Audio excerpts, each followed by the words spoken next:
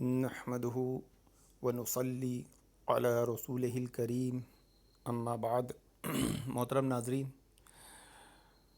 اللہ اور اس کے رسول، قرآن اور صحابہ اکرام اور ائمہ اکرام پر آپ نے صاف سفید جھوٹ بولتے ہوئے شیعہ روافضوں کو تو دیکھا ہی ہوگا کہ وہ کتنا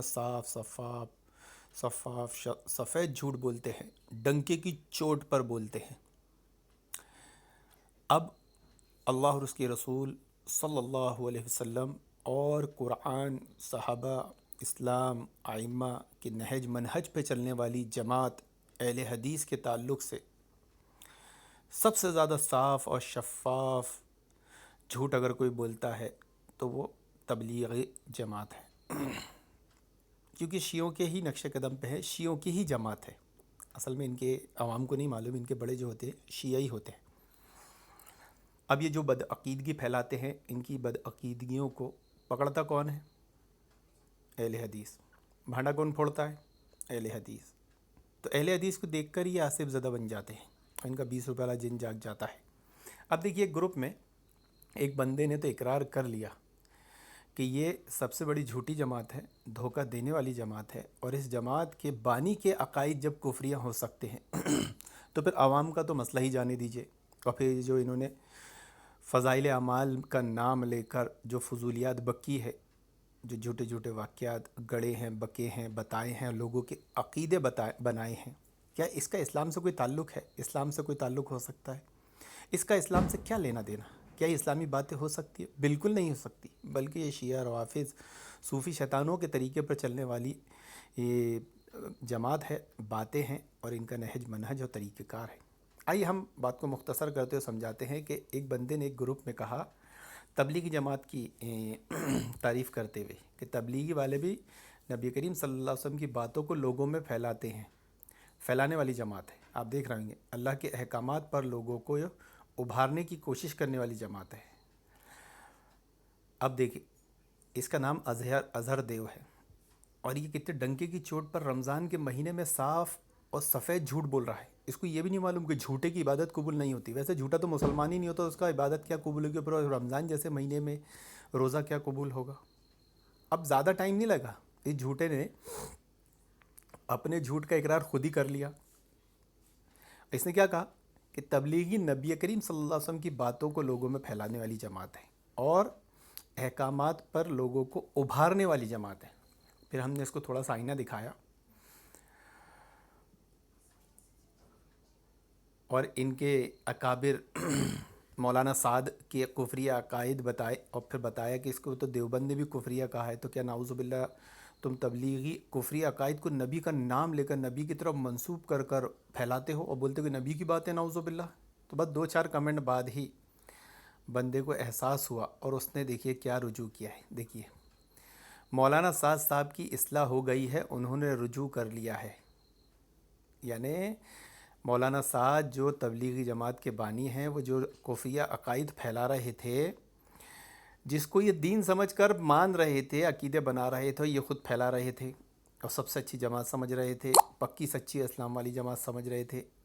اگر یہ نبی کریم صلی اللہ علیہ وسلم والی باتیں تھیں اور شریعت کے احکامات پر ابھارنے والی تبلیغیوں کی باتیں تھیں، تو پھر اس سے رجوع کیوں کیا مولانا سعد نے؟ یہ اظہر دیو نے خود اقرار کیا کہ مولانا سعد نے توبہ کی، یعنی ان کے عقائد بدعقیدگی والے تھے، تبھی تو توبہ کی۔ آپ دیکھ سکتے ہیں، صاف طور پر بندے نے اقرار کیا ہے۔ پھر ہم نے اس کا جو جواب دیا، آپ سماعت فرمائیں۔ السلام علیکم ورحمۃ اللہ وبرکاتہ۔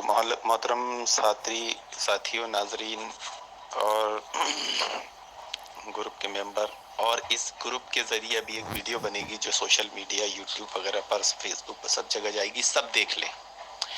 اس میں بتایا گیا تھا کہ ایسے حالات میں بھی، کورونا کال میں بھی، یہ دیوبندی بریلوی بدعقیدگی پھیلانے سے باز نہیں آ رہی ہیں۔ ہماری گفتگو پر چل رہی تھی، اس کی آپ کے سامنے آئی گی ابھی ویڈیو بن کر۔ تو جب ان کا اس پر رد کیا گیا کہ یہ اصل میں اللہ اور اس کے رسول، اہل بیت صحابہ جو اہل حدیث تھے، ان کو بولنے کی وجہ سے ان پر عذاب آ رہا ہے، تو اس کا کریڈٹ یہ کیا کر رہے تھے، ڈھونگی تبلیغی بریلوی نقلی اسلام والے اپنا لے رہے تھے کہ ہم کو بولنے کی وجہ سے آ رہے. تو جب اس کا بھانڈا پھوڑا گیا تو اس کذاب نے، اظہر دیو نے، اس نے کیا کہا کہ تبلیغی تو اللہ کے نبی صلی اللہ علیہ وسلم کی باتیں پھیلاتے ہیں اور تم اللہ کے نبی اور حضرت عمر سے بغض رکھتے ہو. پھر جب میں نے بتایا کہ اچھا تم اللہ کے نبی کی باتیں پھیلاتے ہو، یعنی نبی کی طرف جھوٹ منسوب کیا تو اپنا ٹھکانہ جہنم میں بنایا. پھر دوسری بات، روزے میں جھوٹ بولا تو اپنی عبادت برباد کیا. 2 کمنٹس پہلے ہی آپ دیکھیں گے اس آڈیو کو سننے کے ساتھ، 2 کمنٹ پہلے ہی. تو اس نے ابھی اعلانیہ رجوع کیا کہ مولانا سعد نے رجوع کر لیا. تو یہ ثابت ہوا کہ یہ ابھی تک جھوٹ بول رہا تھا، وہ بھی نبی کا نام لے کر، کیونکہ ابھی تک تو یہ مولانا سعد کی باتیں پھیلا رہے تھے، مولانا سعد کے عقیدے پھیلا رہے تھے. وہ مولانا سعد جس کے عقیدوں کو خود دیوبند نے کفری عقائد کہا ہے، اور یہ الزام نعوذ باللہ لگانا چاہ رہے تھے اللہ کے نبی پر کہ نعوذ باللہ اللہ کے نبی کے عقائد بھی کفریہ تھے. کیونکہ یہ دیوبندی کیا بولے، ہم تو اللہ کے نبی کی باتیں پھیلا رہے تھے. اور کیسے پھیلا رہے تھے؟ مولانا سعد پھیلا رہے تھے. مولانا سعد کی باتیں کیا تھی جو دیوبندی تبلیغی پھیلا رہے تھے؟ اب یہی سب کفریہ تھی. 2 باتیں کس کی ہو گئی نعوذ باللہ. تو اب جب ان کو پکڑا گیا ہے، ویسے اہل حدیث کے سامنے نہیں چلتی نا، ذرا بھی ملاوٹ کرتے تو کان مروڑ کے ہم اصلاح کرتے تھے. جب ان کو ان کا حقیقت آئینہ دکھایا گیا تو آج اظہر دیو نے مان لیا کہ مولانا سعد کے عقائد واقعی کفریہ تھے، اور انہوں نے توبہ کر لی، رجوع کر لیا. ارے بھائی توبہ اور رجوع کیا ہے تو کدھر کیا ہے؟ کہیں چوری چپکے سے تمہارے کان میں کیا ہے کیا؟ جب تم نے منظر عام پر مسائل بیان کیے ہو، درس میں بیان کیے ہو، خطبے میں بیان کیے ہو، خطاب میں بیان کیے ہو، تو رجوع بھی وہیں کیا جائے گا. سمجھے؟ رجوع کے قاعدے بھی مولانا صاحب کو نہیں معلوم، تبلیغیوں کو نہیں معلوم، ان کو کچھ معلوم ہی نہیں ہے. نقلی اسلام والے ہیں، سب ایکٹر ہے ایکٹر. ان کو دین کی ABCD کچھ نہیں معلوم ہے، ایکٹنگ کرتے ہیں لباس پہن کر. لوگ ایکٹر کو جیسا حقیقت میں جو فلموں میں ایکٹر ہوتے ہیں نا، جبکہ سب سے زیادہ دارو کٹے، کرپشن، زانی وہ ہوتے ہیں، لیکن کپڑے پہننے کے بعد اسکرین پہ اپنے آپ کو سب سے زیادہ ایماندار، سب سے زیادہ متقی، پرہیزگار، عبادت گزار بتاتے ہیں نا، سیم ان کا بھی یہی حال ہے. تو بھائی رجوع کیا ہے تو رجوع کرنے کے تم کو اصول قاعدے بھی نہیں معلوم. تم کو کیا معلوم جو تمہارے مولانا سعد کو نہیں معلوم؟ جب مولانا سعد نے سر عام یہ عقائد بیان کیا ہے تو سر عام رجوع کرے گا. رجوع دکھا، اور نہیں دکھایا تو پھر یہ جھوٹا ثابت ہوگا.